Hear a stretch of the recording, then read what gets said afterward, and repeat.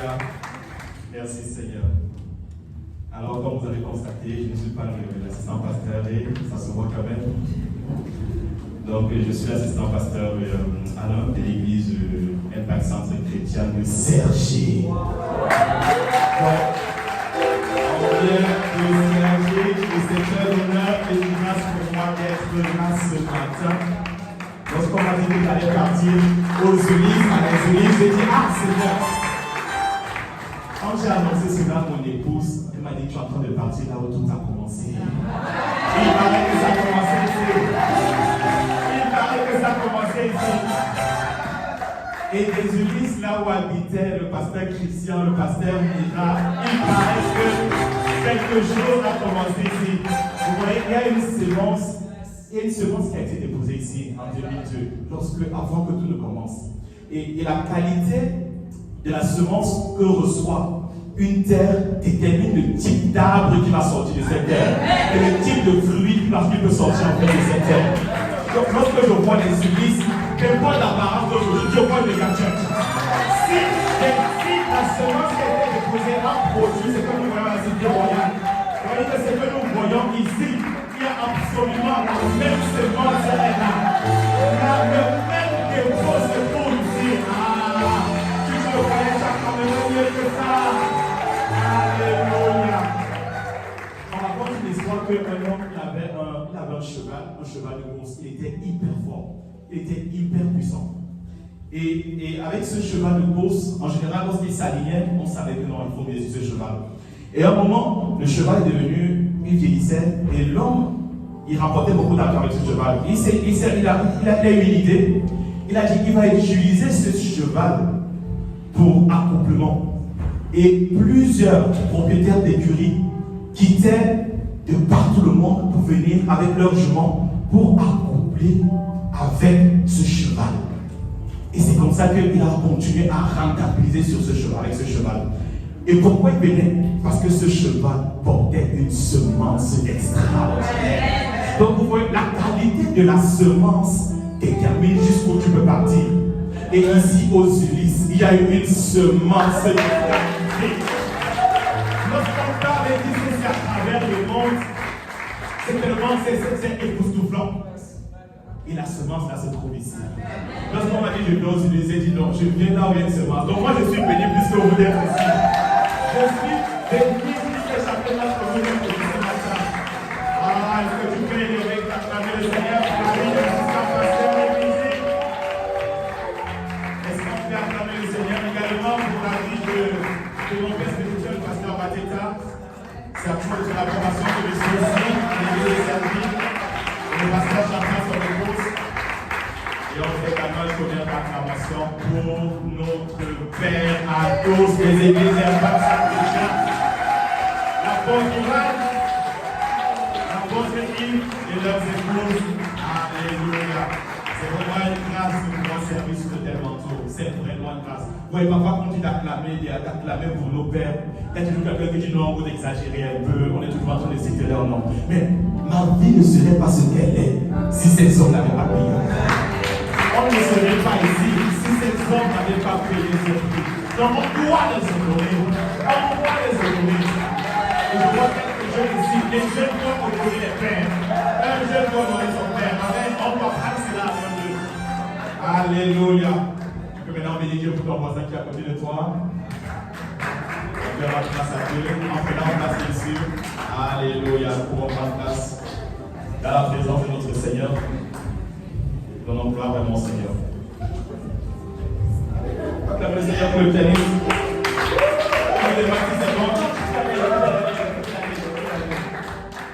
Alléluia. Gloire à Dieu. Alors, j'ai la lourde responsabilité ici aux Ulysses d'apporter le message ce matin. Et je prie que le Seigneur nous fasse beaucoup de bien par sa grâce. Alors, dis à ton voisin, ça va décoller. Ça va décoller. Je ne sais pas où on va atterrir, mais ça va décoller. Ça va décoller parce que, vous voyez, depuis quelques semaines, et je pense que la semaine dernière, on était en connecté, et on a pu écouter la suite de ce message que l'apôtre Ivan a commencé il y a à peu près 2 semaines sur la procrastination. Je sais quoi la procrastination? Et en même temps que j'ai la procrastination, tu dis aïe aïe aïe.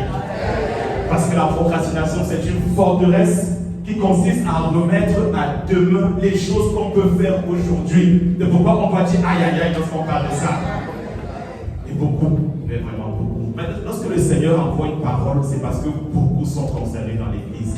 Et le Seigneur a décidé d'en finir avec la procrastination dans la vie de plusieurs. Amen. Et la semaine dernière, l'apôtre Ivan a parlé de 6 choses que nous devons faire pour pouvoir terminer avec cette forteresse. Et la première chose dont il a parlé, c'est lorsqu'on parle contre une forteresse dans tous les cas, c'est qu'il faut commencer par reconnaître. Il faut commencer par reconnaître toute forteresse, que ce soit l'impulsivité, que ce soit le mensonge, que ce soit la procrastination. Il faut commencer par reconnaître que tu te trouves, que tu es concerné par la forteresse. Cette tendance à remettre les choses toujours à demain, au-delà du tempérament. Parce qu'il y a des personnes, quand ils ont un tempérament un peu flegmatique, pour eux la vie c'est un long fleuve tranquille. Donc lorsqu'il y a quelque chose à faire, les gens prennent leur temps, ça va aller, il n'y a pas d'urgence, non t'inquiète, t'inquiète, là maintenant là on dit c'est terminé avec t'inquiète, il faut aller, il faut faire quelque chose par la grâce de Dieu. Mais déjà il faut reconnaître que je suis de ceux-là qui procrastinent ou qui procrastinaient et que je dois sortir. Donc la première chose c'est de reconnaître. Alors la deuxième chose c'est de confesser. La deuxième chose c'est de confesser. Elle est dans Proverbe 28 verset 13. Proverbe 28 verset 13, celui qui avoue son péché et qui le délaisse obtient miséricorde. Il obtient miséricorde. Je ne parle pas tout le verset. Il obtient miséricorde. Donc, première chose, j'avoue, je reconnais que je suis à l'intérieur. Deuxième chose, je délaisse. Je viens devant le Seigneur. Seigneur, je te demande pardon. Je te demande pardon. 1 Jean 1 verset 9. Celui qui confesse son péché, il est fidèle et juste pour nous pardonner et nous purifier de toute iniquité. Dieu veut nous purifier de la procrastination. Il veut retirer ça de nos vies.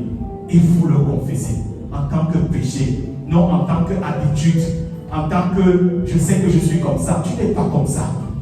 Dieu veut enlever cette manière de faire. Tu n'es pas comme ça. Tu n'es pas de ceux-là qui remettent toujours. Non, il faut que ça termine. D'accord, il faut que ça se termine. Alléluia. Donc, deuxième chose, je confesse.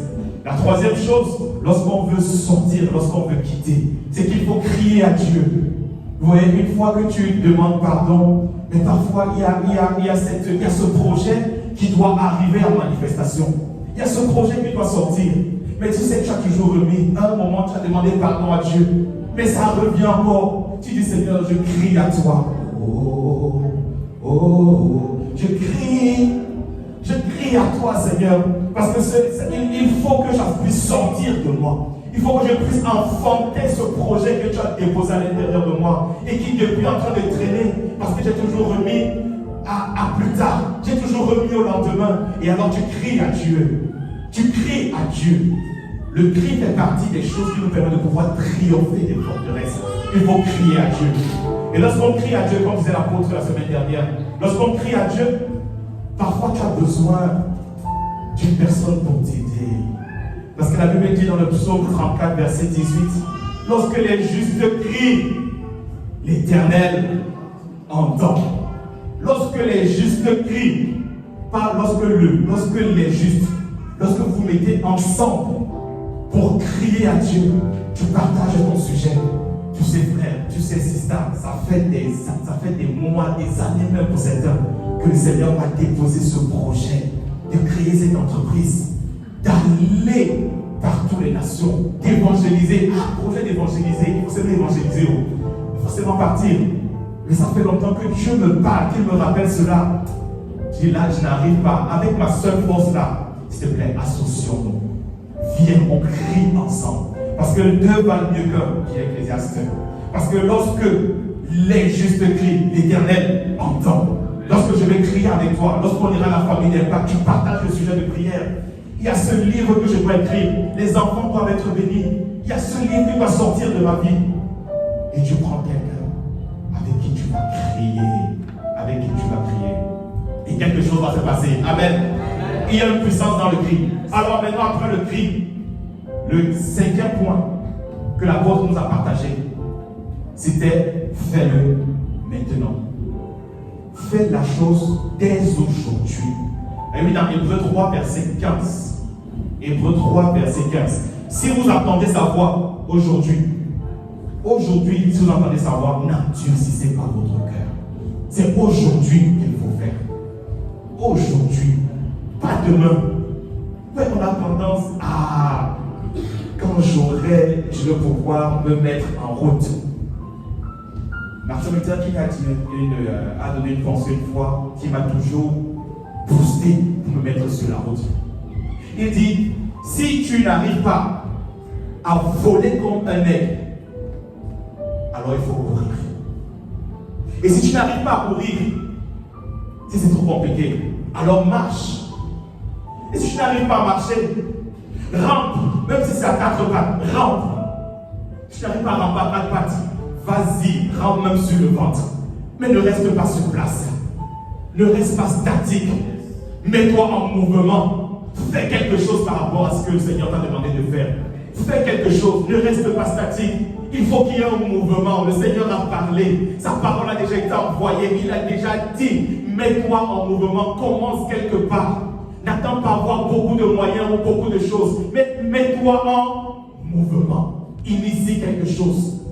Si tu n'arrives pas à voler parce que tu as tout ce qu'il faut, mais quand même commence à ramper. Commence à te mettre dans la chambre, commence à écrire, commence à penser, commence à mettre ça sur papier. Mais ne laisse pas la chose, ne laisse pas que rien se fasse, ne se passe pas, ne reste pas inactif. Dis à ton voisin, ne reste pas inactif. Bouge, mets-toi en mouvement. Mets-toi en mouvement. Tant que tu ne te mets pas en mouvement, il n'y a rien qui va se passer. Tant qu'on ne se met pas en mouvement ici aux Ulysses, il n'y a rien qui va se passer. Mais je sais qu'aux Ulysses, on va commencer à se mettre en mouvement. Et c'est pour ça qu'on existe ce matin. Et c'est pour ça qu'on existe ce matin. Alléluia. Alléluia. Alors maintenant, quand tu as dit, on va se mettre en mouvement, tu vois, et comme ça fait tellement d'années que quelqu'un a procrastiné, pas toi, ton voisin. Donc il y a tellement de choses qui en même temps, on a dit ça faire maintenant, aujourd'hui. Ça fait maintenant plein de choses qui s'allument. Et on se demande, on va commencer par quoi? Il faut faire ça. Il faut que je me remette à l'anglais. Il faut que je reprenne mon permis de conduire. Il faut que je reprenne cette formation que j'ai laissée depuis. Que Dieu m'a dit, mais vas-y, fais-le. Il faut que je reprenne le service. Parce qu'il y a quelqu'un qui ici, ça fait longtemps que tu as laissé le service, mais tu dois reprendre le service. Je ne sais pas de qui je parle. Mais la personne est là. Ça fait longtemps. Tu dois être star. Tu dois servir, contribuer. Tu dis, je vais remettre, on va faire. Mais Dieu dit, c'est aujourd'hui. Il y a plein de choses. Il y a beaucoup de choses à faire. Mais qu'est-ce qui va être prioritaire? Et dans la plupart, lorsqu'on fait les formations dans l'organisation, la gestion du temps, on utilise une matrice, la matrice d'Eisenhower. Je ne sais pas si les personnes connaissent Eisenhower, avec une matrice avec le temps, les choses urgentes, les choses prioritaires, et voilà, quelques personnes connaissent. Et dans les choses qui sont importantes, dit importantes, parce que notre vie doit rester à peu près dans le cadre des choses qui sont importantes mais non urgentes. Voilà, 80%. Après, il y a des choses importantes et urgentes. Et les choses qui sont importantes et urgentes, ce sont les choses que tu dois vraiment faire maintenant. Et dans ces choses que tu dois faire maintenant, l'apôtre, il nous parlait d'aller, de devenir un gagnant d'âme et de devenir un faiseur de disciples. Devenir un gagnant d'âme et devenir un faiseur de disciples. C'est quelque chose qui est prioritaire. Parce que dans la vie, dans tous les cas, on doit définir les urgences. Même lorsque un gouvernement prend un mandat, ils ont une feuille de route, ils ont beaucoup de programmes, mais dans ce programme, il y a des urgences. Il y a des choses qui sont prioritaires. Lorsque tu vas à l'hôpital, toutes les maladies normalement sont importantes. On est d'accord? Mais il y a quand même un service qui s'appelle le service des urgences. Parce que lorsque tu arrives là-bas, tu dois être reçu on doit recevoir les personnes qui arrivent en priorité parce qu'ils ont un problème bien spécifique. Donc si tu arrives là-bas en marchant de chewing-gum, c'est pas sûr qu'on va te recevoir directement là-bas. Ça, c'est pas sûr. Et ça me rappelle en 2020. En 2020, il y a eu la Covid. Et pendant la Covid, tout au début, j'ai été concerné. Ça n'allait vraiment pas. On a confiné le 16 et je crois le 14, j'ai commencé à faire la maladie. Et quelques jours après, j'ai commencé à avoir une détresse respiratoire. Et donc, je m'en vais aux urgences. J'habitais Salon à l'époque. Et donc, je vais aux urgences à Argenteuil. Et quand j'arrive aux urgences, c'est moi vous dire, malgré le fait que je leur ai dit que tout à l'heure, j'ai failli mourir, ils ne m'ont pas reçu aux urgences. Ils m'ont demandé, monsieur, rentrez chez vous. Est-ce que vous voulez savoir pourquoi? Parce que ce jour-là, j'ai pris ma voiture, j'ai réussi à conduire jusqu'à venir aux urgences. Et il y a des personnes qui arrivaient sous oxygène. Il y a des personnes qui arrivaient sous braquard parce qu'on les a pris de la maison pour les amener. D'autres, on était en train de les évacuer dans des centres spécialisés. Monsieur, vous avez réussi à prendre votre voiture jusqu'à venir ici. Vous pouvez encore rentrer chez vous parce que votre cas n'est pas encore très grave. Et en ce moment même, il n'y avait pas suffisamment de place. Donc moi, je venais vous dire, prenez-moi dans les cas, amenez-moi parce que moi, j'arrive plus. Là, je sens qu'il y a quelque chose, la fin arrive. Donc, quand j'appelais mon épouse, elle a forcément compris que c'est compliqué. Et quand tu arrives à l'hôpital, on te dit votre cas n'est pas très urgent. Parce que ce n'est pas moi qui définis l'urgence. L'État et les hôpitaux avaient défini qu'est-ce qui était urgent. Et ce qui était urgent, c'était les personnes sous oxygène, des personnes qui n'arrivent pas à se déplacer, des personnes qui n'arrivent pas à rien faire, des personnes qui arrivent sous brancard, des personnes qu'on doit emmener dans d'autres centres. Toi, tu arrives encore à conduire. Toi, ton cas n'est pas encore très urgent. On m'a renvoyé à la maison. Et là, j'ai compris qu'il fallait que j'attende. Mais par la grâce de Dieu, je suis là au nom de Jésus. Par la grâce de Dieu, je suis là. Mais on voit lequel. Les urgences, vous voyez, ce n'est pas vous et moi qui les définissons. Au niveau des hôpitaux, ils avaient défini c'est quoi les urgences. Et dans le royaume, c'est Dieu qui définit les urgences. Dans notre royaume, c'est Dieu qui définit les urgences. Et par la bouche de son serviteur, l'urgence aujourd'hui, c'est devenir des gagnants d'âme et faiseurs de disciples. Et le message que le Seigneur dépose dans mon cœur ce matin, c'est 2 raisons, et on va le voir ensemble.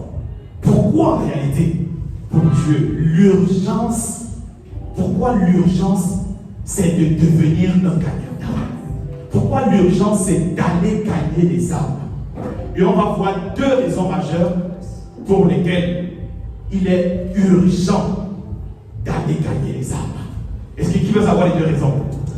Qui veut savoir pourquoi est-ce qu'il est urgent maintenant, ici aux Ulysse, d'aller gagner les âmes? Pourquoi est-ce qu'on va se lever pour aller gagner les âmes? Qui veut savoir les 2 raisons majeures? Ah, ton voisin répond, on se demande est-ce qu'il va se lever pour le Seigneur? Si tu es d'accord avec ça, est-ce que tu peux acclamer bien fort le Seigneur? Alléluia. Alléluia. 2 raisons majeures pour lesquelles il est urgent de gagner, d'aller, de devenir un gagnant d'âme. Alors la première raison, c'est que il y a un SOS, un cri de SOS qui est émis par la création. Dites avec moi SOS. Dès qu'on dit SOS, on parle forcément d'urgence. On parle des SAMU, on parle des pompiers. Parce que personne n'est indifférent à un cri de SOS. Du moins, personne ne doit être indifférent. Et même les pompiers, même lorsque c'est un enfant qui compose le numéro de pompiers de SAMU, ils sont obligés de décrocher. Parce que ça veut dire qu'il y a danger quelque part. Et la création crie SOS. Comment est-ce qu'on sait que la création crie SOS? La Bible dit dans Romains 8, verset 19. La création attend-elle? Romains 8, verset 19. La création, merci la régie, aussi, la création attend-elle avec un ardent désir? Dites avec moi, ardent désir. La révélation des fils de Dieu. La création attend avec un ardent désir. Lorsqu'on parle d'ardent désir, on est en train de parler de quelqu'un qui est en train de soupirer, de quelqu'un qui est en train de gémir Quelqu'un qui est en train de crier SOS, ça ne va pas. Et lorsqu'on regarde le monde autour de nous, en dehors du SOS que le climat nous donne, du changement climatique, qui crie SOS, le réchauffement climatique, autour de nous, lorsque nous voyons comment va le monde, lorsque nous voyons la cérémonie des JO avec le spectacle très particulier qui nous a été offert, j'avais très peur pour mes enfants. À un moment, je demandais à ma fille, mets un peu les yeux sur les mains sur les yeux. Vous voyez, si aujourd'hui tu ne fais pas attention, ça peut être très facile de devenir LGBT. Si tu ne fais pas attention. Parce que, vous voyez, la Bible dans 2 Corinthiens 3, verset 18, nous tous qui le visage découvert, nous contemplons. Nous sommes transformés, nous le contemplons le Seigneur Jésus, nous sommes transformés de gloire en gloire par le Seigneur Esprit. Ça veut dire qu'il y a une puissance, il y a quelque chose qui se passe lorsqu'on contemple, lorsqu'on regarde. Et aujourd'hui, tout ce qui va concerner l'homosexualité, lesbianisme, et tranquille, avant on ne connaissait pas. C'est 3 points, c'est tranquille, c'est ça. Qu'avant on ne connaissait pas. Il nous présente ça dans toutes les émissions, à toutes les sauces, dans tous les films, même dans les dessins animés. Pourquoi? Pour que nous contemplons. Et davantage qu'on contemple, ça rentre dans les mœurs. Davantage ça rentre dans les mœurs, après ça devient normal. Et c'est comme ça que le mal devient normal. Parce qu'en fait, ce que tu contemples, tu deviens ce que tu contemples. Ce que tu contemples, on le met dans toutes les publicités. Ça devient, oh, bon voilà, c'est comme ça que les hommes, et le cœur même des chrétiens se ferme. Parce qu'en fait, pourquoi ça devient, tout le monde est comme ça. Mais dis non, ce ne sera pas le cas. En réalité, derrière ces choses qu'on voit, derrière les couples en détresse, tu as déjà vu un couple qui ne va pas bien? Non, aux Ulysses, tous les couples vont bien. Là, il n'y a personne. Aux Ulysses, tous les couples sont. Non, les ménages, ouais, oh chérie, je t'aime. Oh, Nami, Inayo. Oh, I love you, baby. Donc là, c'est comme. Ah, c'est ici, donc il n'y a qu'à Sergi que les couples qui battent dès que tu arrives là-bas. Tu arrives même à l'église, c'est compliqué. Là où 2 divorces sur 3, 2 divorces sur 3 paraissent dans les mariages. 2 mariages sur 3 se gâtent. Ah, il n'y a pas ça ici aux Ulysses. Non. Ici, là, non. On va faire des séminaires. Le prochain séminaire sur le mariage, c'est ici. Parce qu'apparemment, il y a la classe de ça ici. Hey! Non, si tu vas dehors, c'est terrible. Nous, on accompagne des groupes. Et parfois, quand tu entends des choses qui se passent, tu dis, Seigneur, la création crie. La création crie à l'aide. Les jeunes crient à l'aide. Si vous voulez savoir, la jeunesse crie à l'aide. Il y a quelques temps encore, j'étais responsable des jeunes pendant 8 ans à l'église. La jeunesse crie. C'est pour cela que tous les gouvernements sont obligés d'avoir des caméras sur la jeunesse. Il y a trop. Lorsque tu vois le niveau de violence, de perversité, le niveau de rébellion dans la jeunesse aujourd'hui, les Ulysses, alors qu'on construit l'église, on doit miser sur la jeunesse. Je ne vois pas beaucoup de jeunes ici ce matin, mais il doit y avoir plus de jeunes dans ce lieu. Il doit y avoir plus de jeunes ici. Il doit y avoir plus. Directement plus. Il doit y avoir plus de jeunes. Ramenez-les. Pourquoi il y a un cri? Il y a un SOS. Le monde ne va pas bien, si vous voulez savoir. La création crie. Ah, mon verset, la régie. Ah, merci. La création entière. Est-ce qu'on peut mettre une autre version? La version français courant. Aussi la création attend-elle. L'autre version parole français courant. Vous l'avez? Bah, merci. La création entière attend avec impatience. Avec impatience. Avec urgence. Qui va venir vers nous? Qui va venir vers nous? L'année dernière, on est descendu à Madagascar. J'étais pour la mission à Madagascar par la grâce de Dieu. Et vous voyez, souvent on se plaint en fait de nos finances ici en Europe. Mais c'est parce qu'on n'a pas encore voyagé. Lorsque tu voyages et tu vas dans des zones comme à Madagascar, qui est je crois, le troisième pays le plus pauvre au monde. Je te rends compte, Seigneur. En fait, on est trop à l'aise. On est trop à l'aise. Regarde une église comme les Ulysses, avec des lumières, avec des écrans. Vous voyez, ça c'est quasiment HD par la grâce de Dieu. Il y a des endroits où même pour se laver, ils ne voient pas l'eau. Ils n'arrivent pas. Il y a urgence. Lorsque le Seigneur a mis dans le cœur de son serviteur, il faut descendre pour une campagne de rebelle à Madagascar. C'est qu'il y a urgence. Et lorsque j'ai quitté Madagascar, j'ai le fardeau. Et par la grâce de Dieu, j'ai à cœur de soutenir une jeune là-bas. Parce qu'il y a un niveau de misère. Je dis, Seigneur, on ne peut pas aider tout le monde, mais on peut aider au moins une personne. On peut aider au moins une personne. Au moins, on aura contribué. Et j'ai eu à cœur de contribuer à la scolarité d'une jeune là-bas qui était parmi les bénévoles et qui était déscolarisée pendant 3 ans. Elle était à la maison, elle ne faisait plus rien. Et par la grâce de Dieu, elle a pu reprendre des études et tellement bénie par ce qu'on avait fait. Elle est rentrée dans les eaux du baptême, non seulement elle, mais ses frères et ses sœurs également par la grâce de Dieu. Ensuite, c'est pas fini. Ensuite, sa maman est rentrée dans les eaux du baptême. Elle m'a envoyé les photos, les vidéos. J'ai dit waouh! Avec son cœur avait échangé et elle a commencé à parler de Dieu, à pas la bonne nouvelle dans sa famille. Aujourd'hui, je crois qu'il n'y a que son papa qui n'est pas encore transformé. Mais quelque chose a commencé à se faire. L'espoir commence à être redonné. Mais il y a une urgence à aller. Il y a une urgence à aller. Lorsqu'on descend souvent pour les sorties d'évangélisation, je me rappelle une fois, j'avais rencontré une jeune, elle s'appelle Jessie. Et parfois, lorsqu'on sort évangéliser, on n'a pas le sentiment que les gens crient à Dieu. Ça arrive pour pas qui. Oh, quand tu sors évangéliser là, tu as l'impression, oh, ton Jésus là, il faut m'excuser. Et ce jour, j'ai rencontré une Jessie, elle avait l'air pressée. Et je discute avec elle. En fait, je n'ai pas trop expliqué. Et comme elle était pressée, et je lui demande, est-ce que tu veux donner ta vie au Seigneur?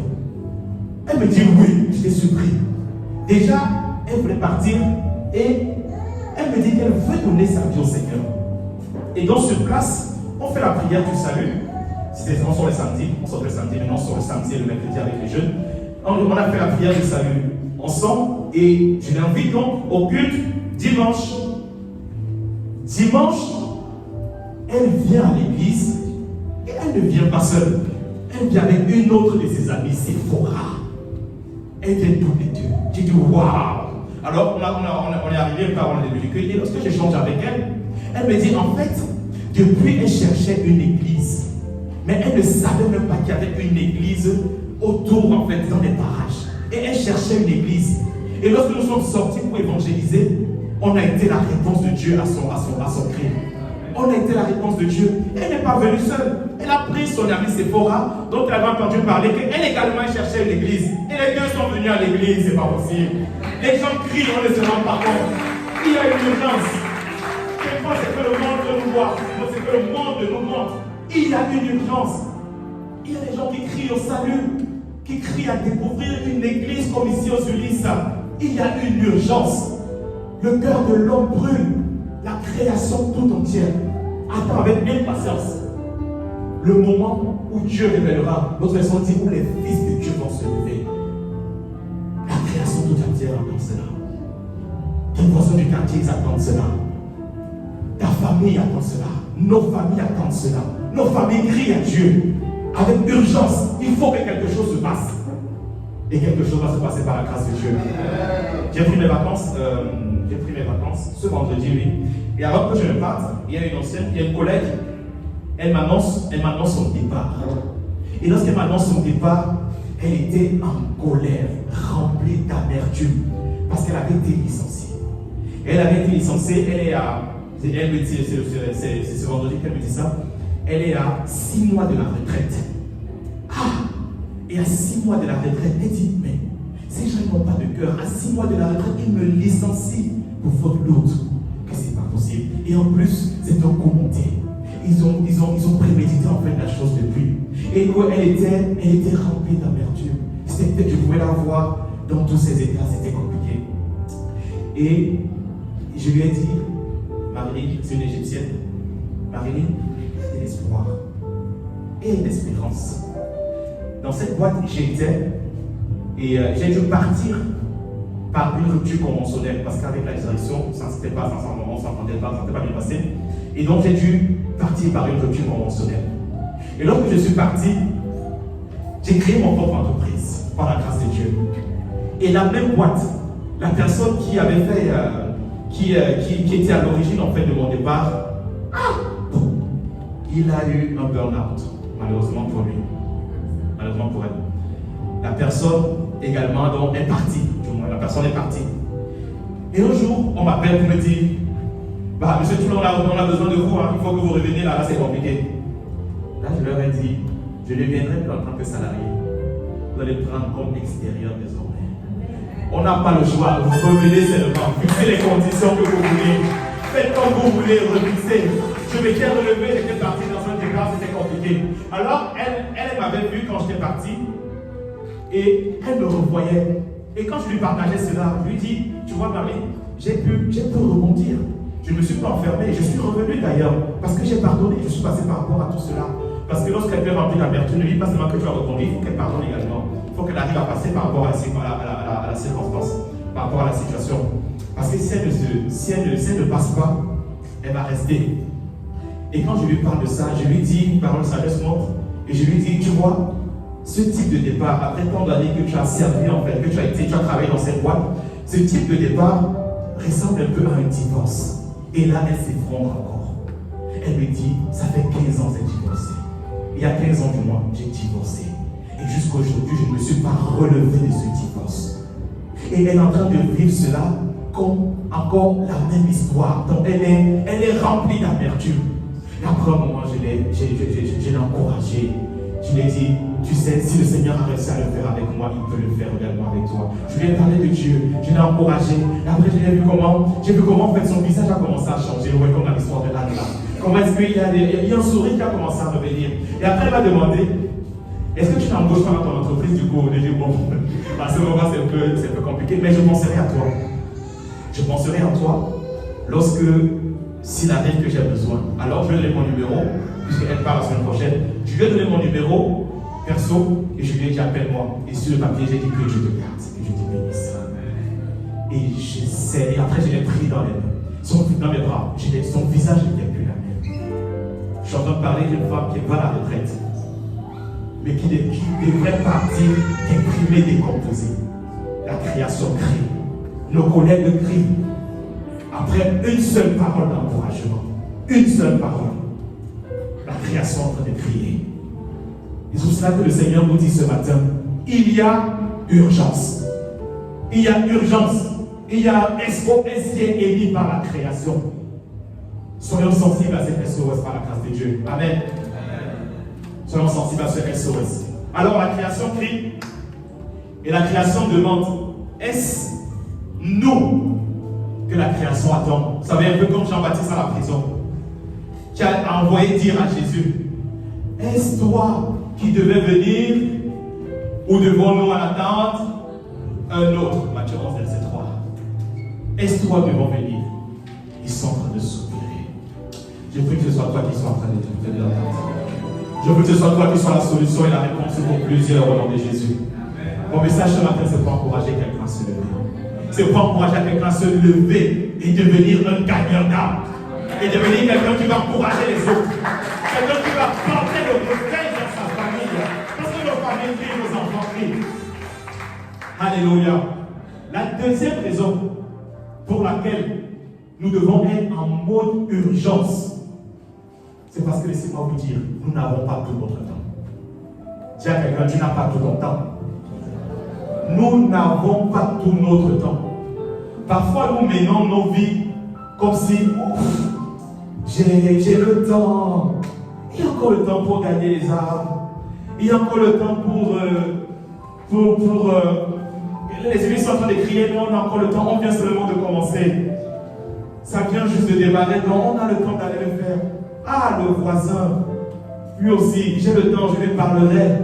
Mais un jour, mais on n'a pas tout notre temps. La Bible dit, pourquoi est-ce qu'on n'a pas tout notre temps? On n'a pas tout notre temps parce que la Bible dit, il viendra un jour Jean 9, verset 4. Je vais lire pour nous. Le Seigneur dit, il faut que je fasse, tandis qu'il est jour, les œuvres de celui qui m'a envoyé. La nuit vient où personne ne peut travailler. Il faut que je fasse l'œuvre que le Seigneur m'a demandé pendant qu'il fait jour. Là, il y a encore le temps où on peut faire les œuvres de Dieu. Pour plusieurs, nous sommes dans la force de l'âge. On peut faire les choses que Dieu nous demande de faire. Mais lorsqu'il avait dit, il y a un moment où personne ne pourra plus travailler, c'est qu'à un moment, nous tous, nous allons partir, nous allons quitter cette terre. Et lorsque nous allons quitter cette terre, ou alors les personnes à qui nous devons annoncer l'évangile vont partir. Ne croyons pas que tout le monde va vivre jusqu'à 90 ans, 100 ans. C'est pas vrai. Non. Chacun d'entre nous, lorsque nous venons sur cette terre, nous avons un tampon. C'est comme si quand tu vas à l'ambassade. À l'ambassade, lorsque tu vas vous demander un visa, on te met un tampon. Pour certains, le tampon, c'est 19 ans. Oui, les jeunes partent également. Tu vas donner ta vie au Seigneur, ou bien un jeune à qui tu vas annoncer l'évangile. À 19 ans, le jeune s'en va. C'est comme l'histoire du virtuose là, le pianiste à Marseille. Excellent, très fort. À 19 ans, il est parti. À 19 ans. Il a un problème de foi. Pardon. 19 ans. Son tampon. 19 ans. J'ai perdu ma maman à 56 ans. 4 ans avant, 54 ans, mon papa il était parti. Le tampon était là. Pour d'autres, 35, on a perdu un ami aimant. 36 ans. Cancer de l'intestin. Il est parti. 36 ans. 36 ans. Waouh, Seigneur, c'est tellement jeune. Donc, parfois, nous menons nos vies comme si nous avons tout notre temps. Nous avons tout notre temps, mais ce n'est pas vrai. Tu n'as pas le temps. Nous n'avons pas tout notre temps. Nous avons un tampon et nous devons faire l'œuvre de Dieu pendant qu'il fait encore jour. Pendant qu'il fait encore jour, nous devons faire l'œuvre de notre Seigneur. On raconte une histoire. La Bible nous dit, après cette vie, il y aura une autre vie. Et la Bible ne nous laisse pas ignorants de ce qui se passera après la mort. Et la Bible nous le raconte dans le livre de Luc 16, à partir du verset 31. Et pour la plupart, on connaît cette histoire. À partir du verset 19, pardon. Luc 16, à partir du verset 19. C'est l'histoire du jeune homme riche, de l'homme riche du moins, et de Lazare. Vous connaissez bien cette histoire. On va tous partir. On va tous rendre à Dieu. On va partir un moment ou un autre. Et dans cette histoire, je passe le début, les deux sont morts. Et l'homme riche s'est retrouvé en enfer, dans un lieu de tourment. Et en enfer, dans un lieu de tourment, il ne pouvait plus rien faire. Et au verset 27, la régie, Luc 16, verset 27. Merci. Le riche dit, je te prie donc, Père Abraham, d'envoyer Lazare dans la maison de mon père, car j'ai 5 frères. La suite. C'est pour qu'il leur atteste ces choses, afin qu'ils ne viennent pas aussi dans ce lieu de tourment. Abraham répondit. Vous voyez, l'homme riche avait mené sa vie, il croyait qu'il avait tout son temps. Il vivait sa vie, il mangeait bien, et il dit au début du verset qu'il menait une vie joyeuse. C'était un jeune homme aux Ulysses. Il vivait bien. Le problème n'est pas qu'il était riche, mais le problème c'est qu'il ne se souciait pas de Lazare, des personnes, des pauvres qui demandaient. Il dit que même les miettes qui sortaient de la table de l'homme riche, Lazare n'avait pas droit. Et donc le jeune homme, non, parce qu'il y a beaucoup de jeunes là. Lorsqu'on est jeune, on aime avoir une vie. Lorsqu'on prend de l'âge, on a l'impression que c'est déjà en train de se garer, il faut que je rachète le temps. Hey. Non, l'homme riche, parce qu'il y a parfois même des adultes riches là, fanfarons. Tu ne sauras pas ton corps au nom de Jésus. Tu sauras de qui vient ta richesse, tu sauras qui a pourvu. Tu sauras qui t'a donné ce que tu as et tu partageras quoi avec les pauvres par la grâce de Dieu. Alléluia. Ah, que le Seigneur envoie des provisions ici. Que le Seigneur multiplie les greniers. Que nous soyons des riches pour Dieu en ce lieu. Alléluia. Alléluia. Mais bon, la Bible nous parle de l'autre riche. Lui, l'autre riche, là, vraiment, lui, il a dû partir. Et donc, lorsqu'il est arrivé à Enfer, un jour, alors qu'il faisait ses courses, à Louis Vuitton, il avait une crise cardiaque. Et il est parti. Parce que même les riches meurent aussi. Tout le monde est en chrono, même les riches. Parce que on les voit dans leur belle voiture, on a l'impression, ils ont l'impression, ils vont vivre longtemps, ils ne vont jamais partir, mais tout le monde part. Tout le monde part. Et donc, lorsqu'il est arrivé, c'est là où il voulait devenir évangéliste. Et il y a également des chrétiens. Il y a également des chrétiens qui auront oublié cette urgence d'annoncer l'évangile. Et parce qu'ils seront désobéis, ils seront éloignés. Il y aura des grincements des dents.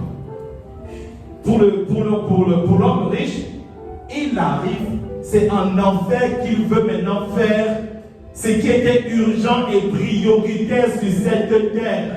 C'est là-bas qu'il veut commencer. Abraham lui dit, ce n'est pas possible. Ils ont Moïse et les prophètes, qu'ils les écoutent.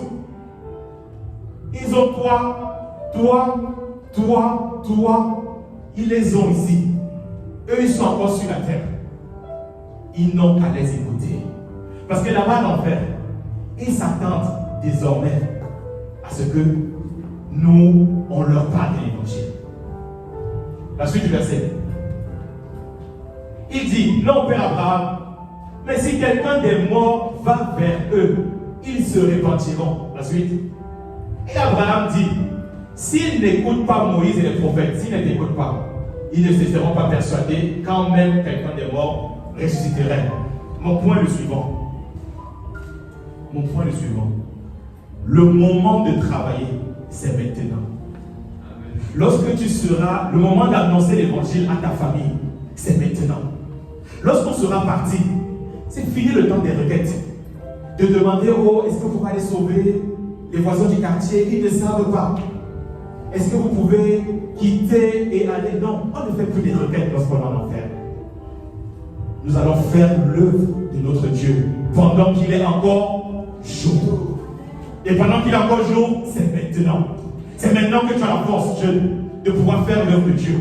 C'est maintenant que nous avons la vigueur. C'est maintenant, les adultes, tout le monde ici est concerné. C'est maintenant que nous devons faire l'œuvre de Dieu. C'est maintenant, c'est pas après. C'est pas après. Et il y a beaucoup de choses, nous les chrétiens, qui nous empêchent de faire l'œuvre de Dieu. Dites avec moi, aïe, aïe, aïe, je vais terminer avec ce point. Il y a beaucoup de choses qui nous empêchent de faire l'œuvre de Dieu. Et une chose qui nous empêche, l'apôtre Paul nous demande de racheter le temps. Racheter le temps. Dans Éphésiens 5, verset 16. Racheter le temps. Car les jours sont mauvais. Rachetons le temps. Ce n'est plus le moment de scroller sur le téléphone alors qu'il y a des personnes qui sont en train de mourir à l'extérieur. Il y a des personnes qui sont en train de partir. Notre génération a tellement de distractions. Il y a tellement de choses qui prennent notre temps. Et l'apôtre Paul nous dit, rachetons le temps. Rachetons le temps. Lorsque Jésus est venu sur cette terre, lorsque Dieu lui-même est venu sur la terre, qu'est-ce qu'il a fait? Est-ce qu'il a construit des écoles? C'est une bonne chose, mais pourquoi pas? Il aurait pu le faire. Dieu, le Créateur, qui doit définir nos priorités, lorsqu'il est venu sur la terre, qu'est-ce qui était l'urgence pour lui? Est-ce qu'il a cherché un bon job? C'est un charpentier. Alors que son temps était limité, son temps était court. Il savait qu'il devait racheter le temps. Parce que le temps est court. Et vous savez, lorsque le temps est court, il faut le racheter. Il faut bien l'utiliser. Lorsque tu as la conscience de je n'ai pas tout mon temps, tu sais que je dois maximiser mon temps. Je dois le racheter. C'est comme quand tu dois aller en vacances, avant d'aller en congé. La dernière semaine ou le dernier jour, tu deviens productif. Tu deviens efficace dans ton travail. On va devenir efficace à notre travail également au nom de Jésus. On va devenir efficace à notre travail. Lorsque Dieu est venu sur la terre, il a défini quelle était son urgence. Et la Bible dit dans Luc 4, verset 18, l'Esprit du Seigneur est sur moi. C'est Jésus lui-même qui définit quelle est sa mission, quelle est sa priorité. Ok, super, merci. Parce qu'on est en train de terminer. On va terminer. Alléluia. Luc 4, verset 18. Jésus lui-même, donc Dieu, lorsqu'il est venu sur cette terre et qu'il a marché sur la terre comme toi et moi, il a défini quelle était sa priorité. Et il dit, l'Esprit du Seigneur est sur moi parce qu'il m'a oint pour annoncer une bonne nouvelle aux pauvres. Dites avec moi, bonne nouvelle aux pauvres. Tu vas annoncer une bonne nouvelle aux pauvres. Il m'a envoyé pour guérir ceux qui ont le cœur brisé. Dites avec moi, cœur brisé.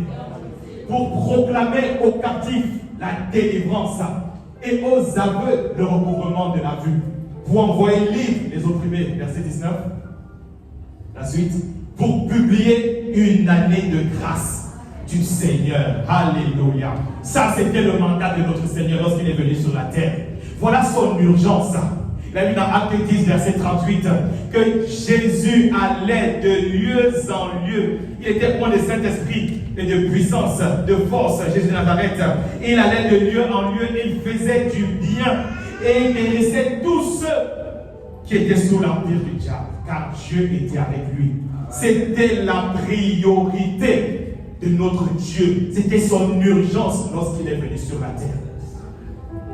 Il devait racheter le temps. Il avait 33 ans. À 33 ans, il devait partir. Vous voyez, la qualité d'une vie ne dépend pas de sa longueur, mais ça dépend de son impact, de qu'est-ce qu'on a fait sur la terre. Ça dépend, et même Jésus nous l'a appris. Si c'était à demander de la longueur, il allait même rester 140 ans. Vous dites, vivez longtemps, vous allez faire tout l'heure. Mais 33 ans, il a dit, j'ai accompli. Tout est accompli. Et il est parti. Tu diras tout est accompli, tu partiras. Parce que tu auras racheté le temps. Parce que tu auras fait ce qui est important. Bien aimé, il y a une urgence à l'extérieur. C'est le message que je vous dis. Je ne sais pas comment je peux l'exprimer à nouveau. Il y a une urgence. La création crie. Et nous sommes les pompiers, nous sommes les saluts de Dieu. Nous sommes les saluts. Nous sommes les pompiers. La création crie SOS.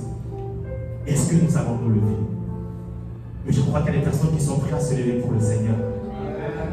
Il y a un enfer qui existe pour tout le monde. Et ces personnes à qui nous n'annonçons pas l'évangile, quoi qu'ils font comme si leur vie est bien ici, il y a un enfer. Il y a un lieu de perdition. Et il y a une éternité où les hommes, ceux qui n'auront pas connu l'évangile, ceux qui n'auront pas cru sur cette terre, ils iront là-bas. Mais nous allons faire tout notre possible afin que les unis soient sauvés, afin que le territoire que le Seigneur nous a donné, afin que les extrémités de la terre soient sauvées, afin que les nations soient gagnées pour le Seigneur. Parce que les nations doivent être sauvées. Alors c'est comme ça que tu peux te tenir debout. Nous allons aller gagner les nations. Nous allons aller gagner les nations. Seigneur, voici nos cœurs. Nous voulons nous lever, Seigneur. Nous voulons nous lever pour aller. Parce qu'il y a une urgence. Il y a une urgence. Ah, bien-aimé, il y a une urgence. Le Seigneur nous dit l'urgence en ce moment, devenir gagneur d'âme, et faiseur de disciples. Jésus a dit allez et faites de toutes les nations les disciples. Et ici aux Ulysse, nous devons nous lever. Nous devons nous lever. Les familles des peuples doivent être remplies. Nous devons nous lever pour le Seigneur. Nous devons nous lever pour le Seigneur. Il y a trop d'âmes qui souffrent à l'extérieur. Il y a trop d'âmes qui demandent. Est-ce que nous devons attendre d'autres? Ou est-ce que c'est vous? Qu'importe ce qu'ils traduisent, qu'importe ce qu'ils montrent, il y a une œuvre à faire. Il y a des âmes à les prendre. Oh, est-ce que le Seigneur va compter avec toi? Est-ce que le Seigneur va compter avec toi pour amener un changement dans la région? Est-ce que le Seigneur va compter avec nous pour transformer la ville? Oh, Karababosaya, oh, Nebrazima Robahasaya. Est-ce que le Seigneur va compter avec toi? Oh, Kabalo Seterebaha, Marebabosi Terebaha, Lié, Nebras, Kanabo, Robazeketerebaha. Ne demande pas qu'est-ce que j'ai. Ne demande pas qu'est-ce que j'ai, l'entends. Il y a des gens qui se disent avec quoi les personnes, avec quoi j'irai. Il dit commence, vas-y aussitôt. Et puis dans Matthieu 25, à partir du verset 15, que le Seigneur a donné ses talents à l'un. Il en a donné à un autre, à deux à un autre, et un troisième il en a donné un. Et la Bible nous dit que aussitôt, à chacun selon sa capacité, et il partit. Aussitôt, celui qui avait reçu 5 talents, il s'en alla. Et il le fit voilà, va valoir. Elle me dit aussitôt, aussitôt, aussitôt, aussitôt, directement, sans attendre. Aujourd'hui et maintenant, il est parti. Aussitôt, quelqu'un doit répondre au aussitôt de Dieu. Aussitôt il est parti. Il n'a pas demandé, non. Ne te demande pas qu'est-ce que j'ai pour partir. Dieu a donné à chacun d'entre nous des dons, des grâces, des talents. Tu as quelque chose à l'intérieur de toi. Alors aussitôt lève-toi. Alors aussitôt lève-toi pour le Seigneur. Ne demande plus à attendre de nouvelles choses. Lève-toi. N'attends pas à commencer à voler. Comme on l'a dit, rampe. Mais mets-toi en mouvement. Mets-toi en mouvement. Aussitôt, j'ai aussitôt, aussitôt, aussitôt, aussitôt, nous avons besoin de toi. Aussitôt, aussitôt. Je te donne tout de moi. Je te donne de tout. Je te donne de tout de moi. Tout de moi. Je te dis, je me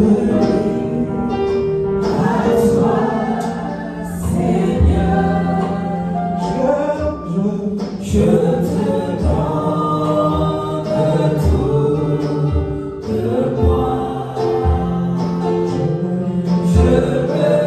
me livre à toi, Seigneur. Je te donne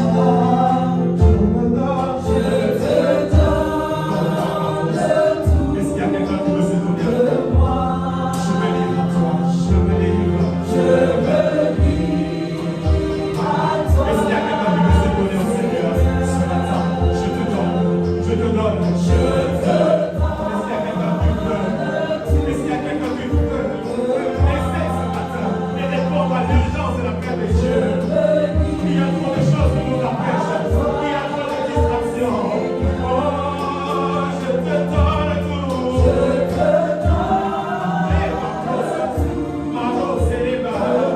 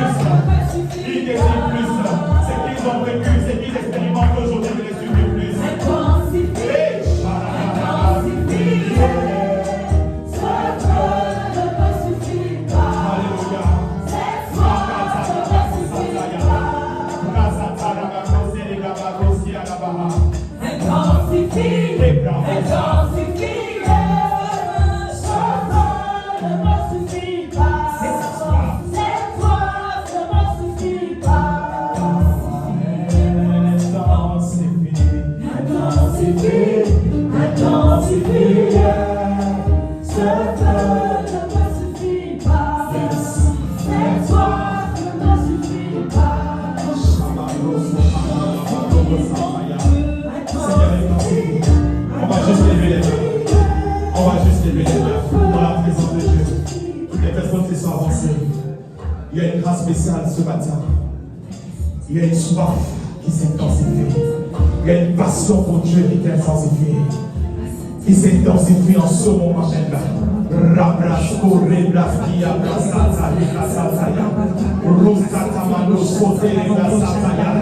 Seigneur, les mains qui sont levées sont les mains qui reçoivent. Sont les mains qui reçoivent ta grâce. Le pas de foi qu'ils ont fait pour se tenir jusqu'ici devant le Seigneur, c'est pour dire, je sors du statu quo, je ne veux plus, je quitte la zone de confort. Quelque chose doit se passer ici au Suisse, quelque chose doit se passer dans ma vie, quelque chose doit se passer. Quelque chose doit se passer, je crie à toi.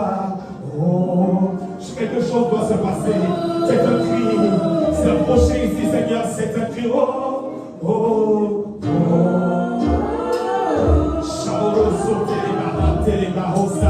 je crie à toi, Seigneur entend le cri, Seigneur entend le cri, Seigneur entend le cri ce matin, entend le cri.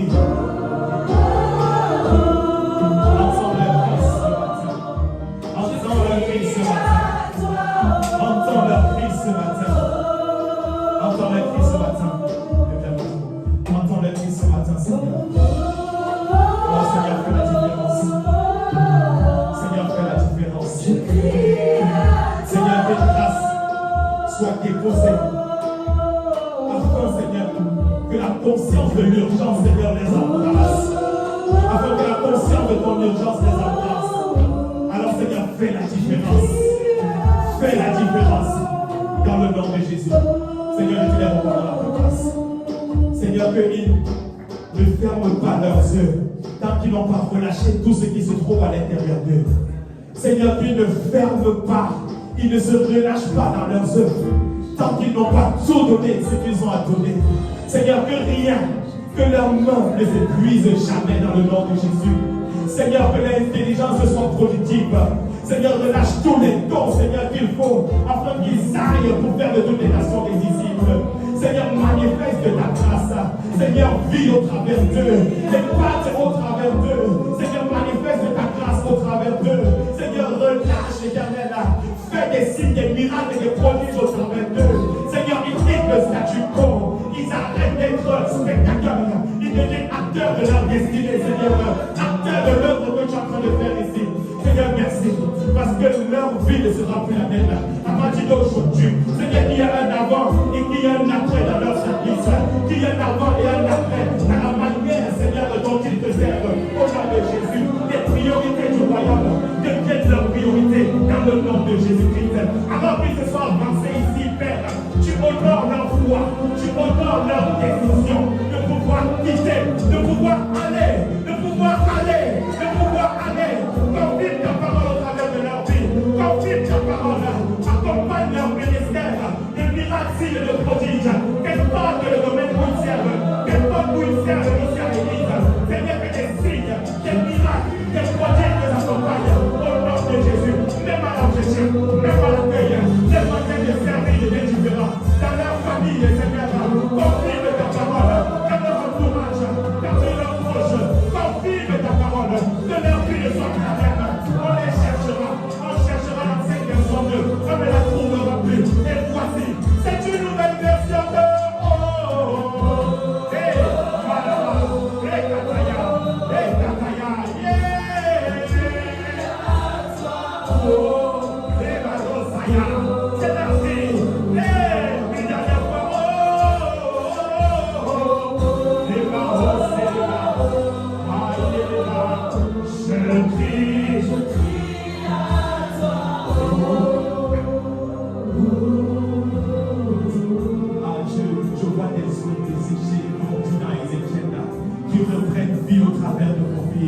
pour pouvoir encourager plusieurs. Cette grâce est sur chacun d'entre vous ici présent. Cette grâce est sur chacun d'entre vous dans le nom de Jésus. Alléluia. Vous pouvez reprendre vos places. Je vais terminer en matériel. Sans rien retenir.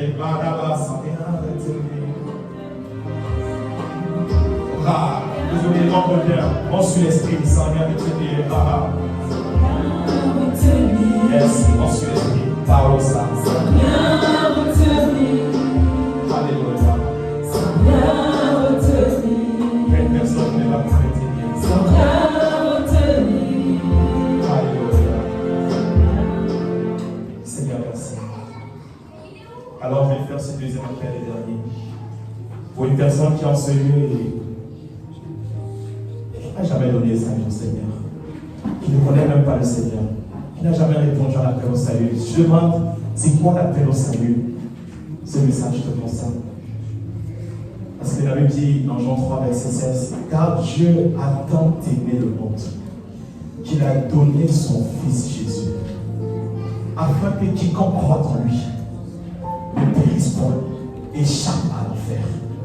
Parce qu'il y a une lieu de perdition qui existe. Et Dieu, de toute éternité, a toujours voulu nous faire échapper de l'enfer. A toujours voulu nous faire échapper. Afin que nous puissions vivre avec lui. Parce que Dieu a toujours voulu avoir une relation avec les hommes. Et ce matin, il te tend la main pour commencer une nouvelle relation avec lui. Pour une personne qui n'a jamais fait la prière, ou alors qui s'est éloigné de Dieu et qui dit ce matin, Seigneur, je veux revenir à toi. Je veux revenir à toi. Et alors que l'assemblée a la tête baissée afin de ne pas les gêner, parce qu'il y a des personnes qui disent, Seigneur, je veux revenir à toi ce matin, afin que je me compte également dans ton armée, mais également afin de pouvoir vivre cette relation d'intimité avec toi. Alors, si cet appel te concerne, que tu n'as jamais fait la prière, répondu à cet appel, à l'appel au salut, ou alors que tu t'es éloigné et que tu veux revenir, alors que tout le monde a la tête baissée, est-ce que tu peux juste lever la main là où tu te trouves? Tu es là ce matin, tu veux revenir au Seigneur. Merci Seigneur. Je vois quelques mains levées. C'est une personne encore, tu dois lever la main. Que tu veux revenir au Seigneur. Merci Seigneur pour toutes les personnes qui lèvent la main. Merci Seigneur. Alléluia. Je vais vous demander, alors qu'on a la main, la tête baissée encore, je vais vous demander à toutes les personnes qui ont levé la main de faire un pas de foi. Approchez-vous ici devant, on va prier ensemble. Levez-vous avec foi. Donnez-moi un faux diable. Alléluia. Donnez-moi un faux diable. Approchez-vous. Approchez-vous avec foi. Donnez-moi un faux diable. Donnez gloire à Dieu. Donnez gloire à Dieu pour la paix. Alléluia. C'est Jésus qui a marqué. Merci Seigneur. Alléluia. Sans rien retenir. C'est la plus belle décision que vous pouvez prendre. C'est la plus belle décision. Je l'ai prise lorsque j'avais 18 ans. J'en ai 38 cette année. Ça fait déjà 20 ans. Et je n'ai jamais regretté. Bien plus, Dieu bénit Dieu de ce qu'il m'a sauvé lorsqu'il m'a partagé. Alléluia. Et bien plus encore. Et bien plus encore. Et on va